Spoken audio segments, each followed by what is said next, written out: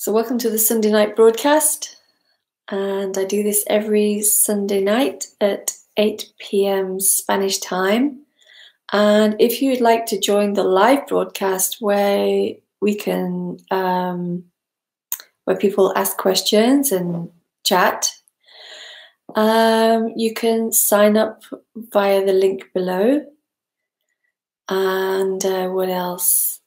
And I'm going to be in New York in April. And I have a 6-day meeting here in Spain. You can also contact me for one-to-one Skype sessions. And oh yeah, and I have a Wednesday night chat group as well. But you can find that all on my website, and in Patreon, it gives you the different things that I do there as well.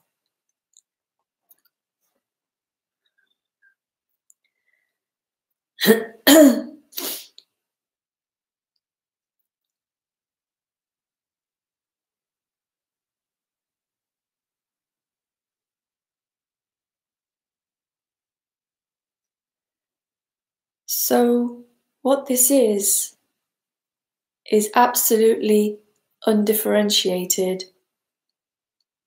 It is without separation. Hi, Phyllis. It is just one happening. And it can't be put into boxes, because putting it into boxes is also the one happening. You can't get this right. You also can't get it wrong. But at the same time, it can be pointed to where the misunderstandings are, where there's the misunderstanding of the seeker. The seeker itself is a form of a misunderstanding. It's a construct, it's a concept, it's a whole reality that happens in the human that believes itself to be somebody and therefore is uncomfortable with that and then goes seeking for something else. But it's not actually a person who's seeking. It's actually just, could say it's a construct in the brain, I guess. It's also this as well, but that's the irony, you see, because this appearing as that cannot see itself, cannot see that there is only just what is. It cannot help but seek for something else. And then it does that by creating more concepts within its own story. So it creates the concept of a path. It creates the concept of time. It creates the concept of non-duality. But you can't get non-duality because there is no non-duality. It's just a term that is used so that people know what the conversation is about. But there is no non-duality. So you can't put it into compartments of this is right and that's wrong, this is it, that's not it, because there is no it in the end. There's no it. There's only this. There's only what's seemingly happening.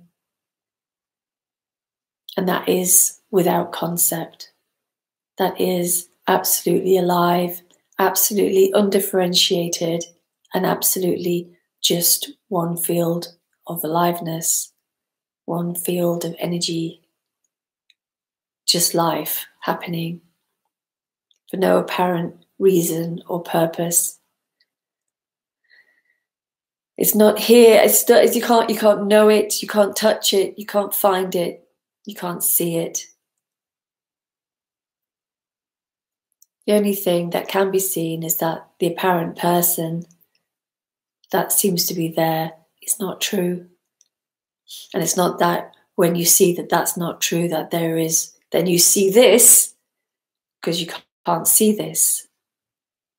But you can see that the apparent person was never actually real. That's really the only thing that can be kind of seen, as it were. But apart from that, what is here cannot be described. And it's not because I know it or someone knows it.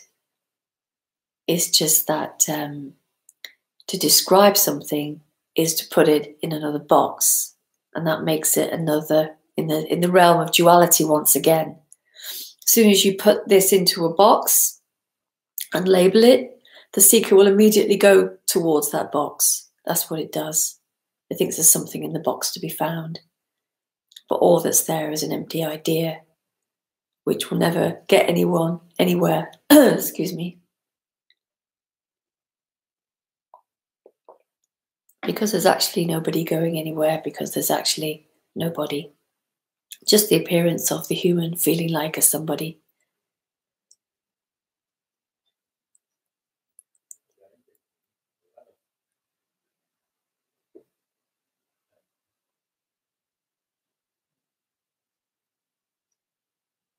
But the seeker inevitably looks for an experience, some kind of sense or idea that I'm getting closer to it. But that, of course, is just another story that's added into the story of the person, because you can't get closer to this, because that one that wants to get closer to this is this. So it never actually moves anywhere. The person never moves towards anything. It only just creates a different story. A story of I'm getting there, or I'm further away. And in this particular subject, it tries to get it right. It tries to pigeonhole it down into a concrete set of ideas. But there are no concrete set of ideas. Ideas are just ideas and nothing more. There's no point in trying to get this right. That's just no point. Because all that's happening there is just conceptual ideas, trying to get it right so it sounds right. So it makes me more comfortable. If I get the concept right, I feel more comfortable. I feel like I'm getting somewhere. I'm getting it. I'm getting it. No, no one's getting it.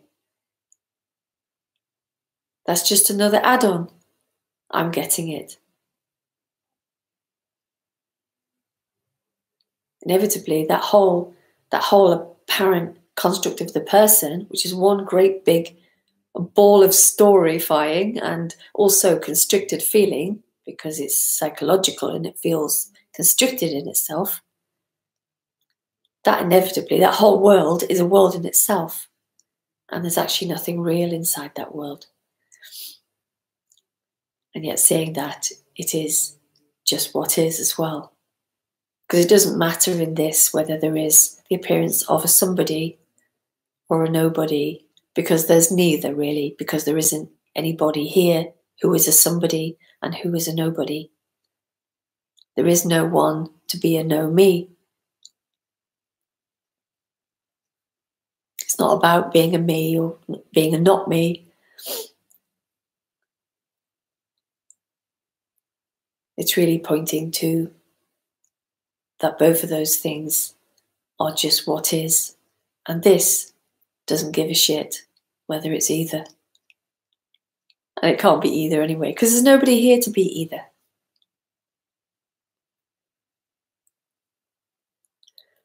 But we could talk about these things because, you know, these things come up, these concepts come up within the realm of the seeker. They come up and they can get talked about. And we can discuss those things here. So I'm just going to leave it at that for now. And see what comes up.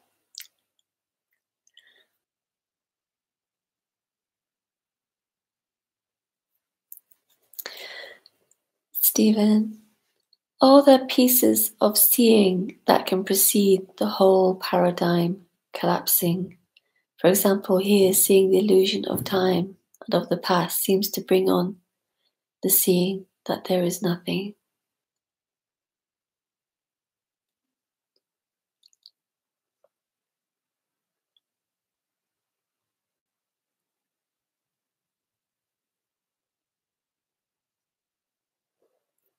No.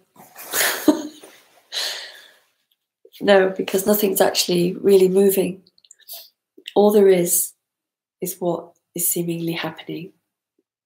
And if the illusion of the person is happening, then that's what's happening. But you see, none of this is actually happening for anyone.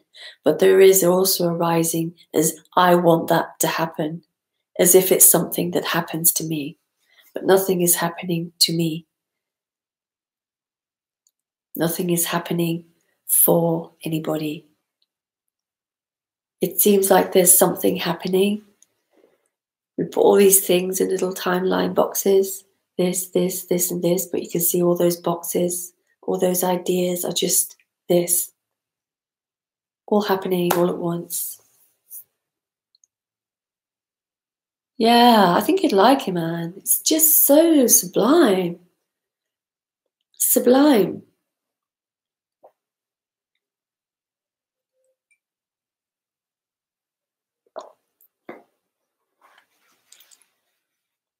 See, nothing precedes anything. It seems like things precede one another, but if you look at anything preceding something, can you see that it's just happening here? Nothing has preceded anything. All preceding is this. So in that way, nothing ever really happens.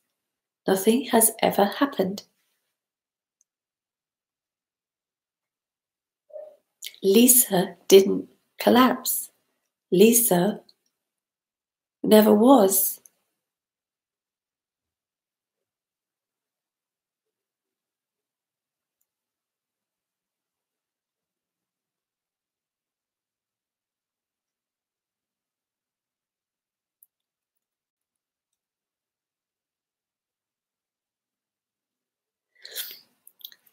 And there can't really be a seeing that there is nothing, because that would still be in the realm of duality, someone seeing that there is nothing. The only seeing I could say, which is, well, it's just that there never was a person, and that nothing ever really happened. Nothing ever happened to anybody. It's kind of seen, but not by anybody, not for any reason.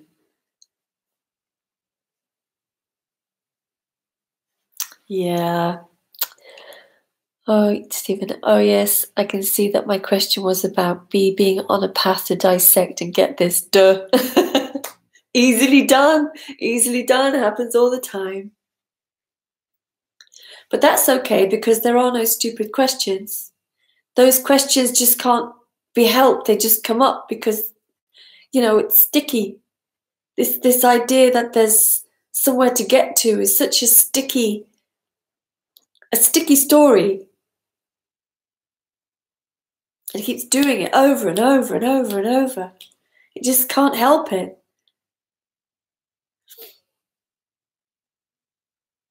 Can't help but dissect everything. I'm getting there. It's nearly there. It's this, it's that. It can't help but do that. That's its default setting.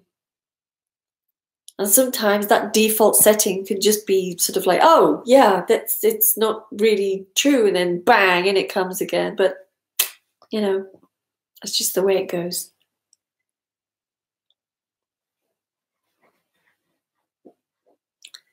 It's like life taking the piss for no reason, for its own sake. I'm going to be this vastness, and then I'm going to go down into this little narrow little story of me and my life. But really, it's the same life. It's a paradox that here's life having a conversation about life being narrow and life being unbound and life being the same thing. That is paradoxal and utterly beautiful and mind-blowing.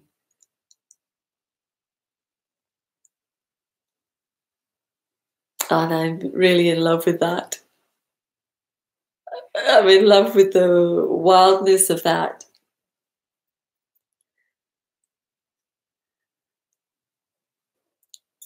this awake thing, you know, this is not to do with what you just asked me, you know, what you just asked. What we've just said is lovely. It's really, really beautiful. But, you know, it's like there's a room full of people and this person says, well, I'm awake, and that person says, I'm awake. It's like, well, what does it actually mean? Awake to what exactly? What are you awake to? The floor is no different. The sitting on a chair is no different.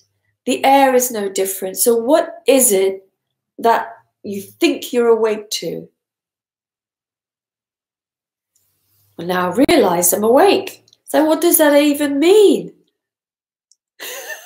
What does that even mean? I'm now awake to what?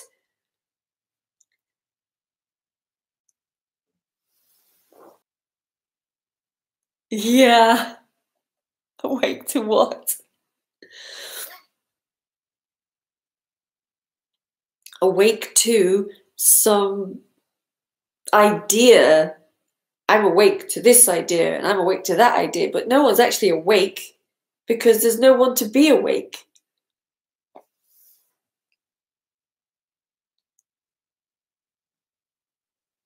And yeah, awake to what? There's only life appearing.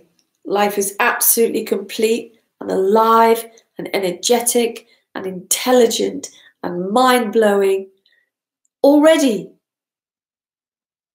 Already.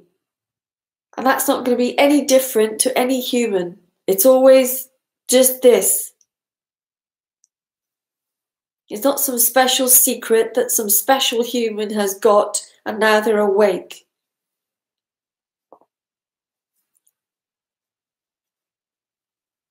This is equal, absolutely equal, because there's only one life. And there's no persons who are awake and no persons who are not awake. There's just the one.